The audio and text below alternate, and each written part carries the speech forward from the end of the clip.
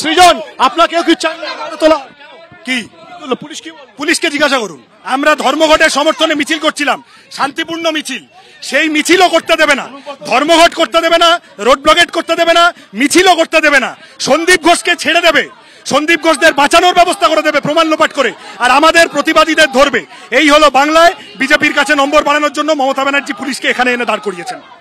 সুতরাং যেটা একেবারে অভিযোগ তোলা হচ্ছে বামেদের পক্ষ থেকে, বিজেপি এবং তৃণমূল কংগ্রেস একসঙ্গে কিন্তু এই বন্ধকে সফল না করতে যাওয়ার জন্য চেষ্টা চালিয়ে যাচ্ছে, তেমনটাই কিন্তু তার বক্তব্য।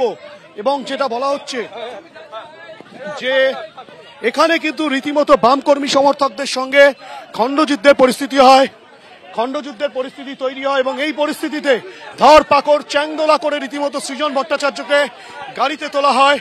সৃজন ভট্টাচার্য আমরা ছাড়বো না, আজকে আমাদের তুলে নিচ্ছে, এখনো অনেকক্ষণ এই ধর্মঘটও চলবে, রাস্তায় পুলিশ ব্যতিব্যস্ত হয়ে যাবে, তার কাটিয়ে দেবো আজকে পুলিশের, এমন আমরা দৌড় করাবো। সুতরাং ধর্মঘটের সমর্থনে তারা কিন্তু রীতিমতো এই আন্দোলন চালিয়ে যাবে। ভেতরে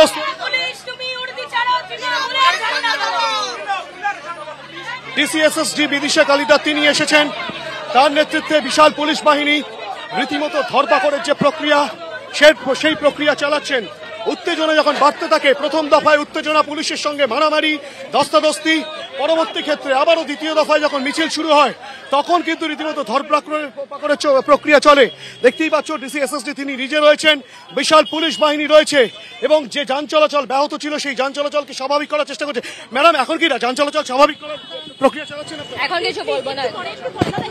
এই উত্তেজনা কিন্তু একেবারে চরমে পৌঁছয় গাঙ্গুলি বাগান মোড়ে, যেখানে গাঙ্গুলি বাগান পার্টি অফিস থেকে বাম কর্মী সমর্থকেরা সৃজন ভট্টাচার্যের নেতৃত্বে সেই মিছিল বার করেছিলেন। আবারও আমরা দেখেছি সকাল থেকেই দফায় দফায় ছোট ছোট করে কিন্তু অশান্তির বাতাবরণ তৈরি হচ্ছিল এবং তুমি দেখতে পাচ্ছ বিশাল পুলিশ বাহিনী তখনও কিন্তু মোতায়েন ছিল এবং প্রথম দফায় যে চিত্র দেখা যায় যে ছোটখাটো যে গন্ডগোল বা পুলিশের সঙ্গে বাগবিতণ্ডা সেটা হয়ে যায়।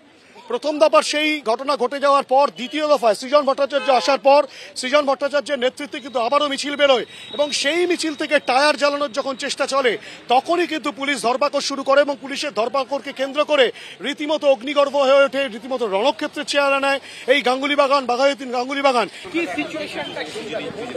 হ্যাঁ, আমরা ট্রাই করছি সিচুয়েশন নর্মাল রাখার, যান চলাচল সব দিকে চলছে, আপনারা দেখতে পাচ্ছেন। পুলিশের সঙ্গে ধস্তাধস্তির ইয়েটা শুরু হলো কেন? না, এখন সব পরিস্থিতি ঠিক আছে, আমরা নর্মাল ট্রান্সপোর্ট সব ঠিক রাখার চেষ্টা করছি। সুতরাং বুঝতেই পারছো যে ডিসিএসএসডি বিদিশা কালিদা তিনি যেটা স্পষ্টত বললেন যে পরিস্থিতিকে স্বাভাবিক করার তারা চেষ্টা করছেন এবং ইতিমধ্যেই যে চিত্র দেখাবো যে গাঙ্গুলি বাগানের কাছে যে রাস্তা অবরোধ হয়ে গিয়েছিল সেই রাস্তার যান চলাচল কিন্তু উজ্জ্বল ঘোষকে বলবো দেখাতে এবং সেই ট্রাফিক মুভমেন্ট কিন্তু আবার স্বাভাবিক পরিস্থিতিতে এসেছে। যদিও সৃজন ভট্টাচার্য তিনি কিন্তু স্পষ্টত যেটা জানিয়েছেন তাদেরকে রীতিমতো চ্যাংদোলা করে তোলা হয়েছে, যে বাসের মধ্যে পুলিশের বাস সেই বাসে তোলা হয়েছে এবং এখনো পর্যন্ত তুমি দেখতে পাচ্ছ গাঙ্গুলি বাগানের মোড়ে সেখানে কিন্তু বিশাল সংখ্যক পুলিশ রয়েছে ডেপুটি কমিশনার পদমর্যাদার আধিকারিকের নেতৃত্বে এবং সেক্ষেত্রে কিন্তু রীতিমতো যেটা বলা হচ্ছে যে পুলিশ কিন্তু গোটা বিষয়ের উপরে নজর রাখছে আর যাতে নতুন করে উত্তেজনা না হয় সেই বিষয়ে কিন্তু তারা নজর রাখছেন। এবং তোমাকে বলে রাখি এই ধর্মঘটকে কেন্দ্র করে যখন বামেরা আজ রাস্তায় নামে তখন রাজ্যের বিভিন্ন জায়গায় দফায় দফায় যেমন গন্ডগোল লাঠিচার্জের ঘটনা ঘটে তেমনই কিন্তু যাদবপুর, বাঘাযতীন, গাঙ্গুলি বাগান এইসব অঞ্চলেও কিন্তু সকাল থেকে উত্তেজনার পারদ চড়তে শুরু করে এবং পরবর্তী ক্ষেত্রে কিছুক্ষণ আগেই যে ঘটনা ঘটে গেল যে গাঙ্গুলি বাগান মোড়ে সৃজন ভট্টাচার্যের নেতৃত্বে যখন মিছিল হচ্ছিল সেই সময় মিছিল থেকে টায়ার জ্বালানোর চেষ্টা করা হয় রাস্তার মাঝে সে টায়ার রেখে এবং তখনই কিন্তু রীতিমতো পুলিশের সঙ্গে বাগবিতণ্ডা, পুলিশের ধরপাকড় এবং তারপরেই ব্যাপক উত্তেজনার পরিস্থিতি।